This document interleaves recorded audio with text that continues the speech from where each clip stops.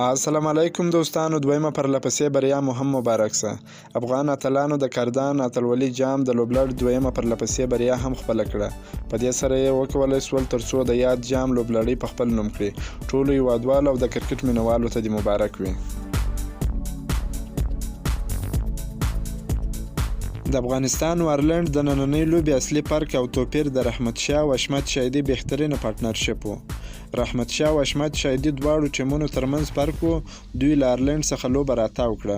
دوی دواړو فوق العاده له زغمه ډکه و زیاته په کتو مسؤلانه لوبه وکړه. یو رنز، دوه رنزه، درې رنزونه اخیستل، سټرایک بدلول او په منځ کې څلوریزه او شپږیزه وهل په تمامه معنا مسلکي و. ایرلینډیان هیڅ نه پوهېدل چې له دوی سره څه وکړي. همهغه بالر چې اولې لوبې کې یې 15 افغان لوبغاړي وسوځول، نن یې یوه ویکټ هم نه واخیستل. ښه پلانینګ، رحمت ته د سینچري، حشمت د 50 مبارک وي. لا دې وځلیږي دا دواړه په ټیم کې په همدغو ځایونو کې وساتئ. لطفا بیا حشمت له ټیمه مه کښېنوئ. اصغر افغان بیا هم په 0 سوځېدلی و، خو کیچ ډراپ سو. افغانانو تر اولې لوبې لا ښه لوبه وکړه. بالینګ کې نوین 4 او مجیب 3 ویکټې واخیستې. درېیمې لوبې کې هم د افغانستان د بري په هیله. ایرلینډ د لوبې ټاس وګټي او په خپله د توپوهنې پریکړه وکړه. په ټاکل شویو 50 اورونو کې د 9 لوبغاړو په سوځېدو سره 260 منډې هدف وټاکي. سټرلینګ 128 منډې جوړې کړې، کمپر 40 منډې جوړې کړې، ټیکټور 40 منډې جوړې کړې، ټکر 12 منډې جوړې کړې. نوین الحق په 4 اورونو کې 42 منډې ورکړې او د سټرلینګ په ګډون 4 مهمې ویکټې واخیستلې.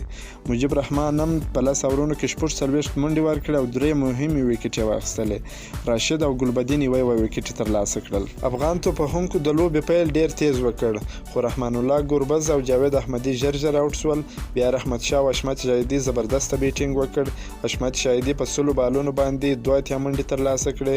رحمت په 109 توپونو باندې 103 نسوځېدلې منډې جوړې کړلې. لوبه یې په 7 ویکټو وګټل.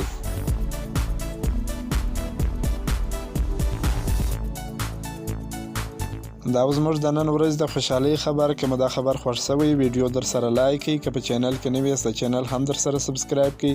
تر بلې ویډیو پورې د الله په امان.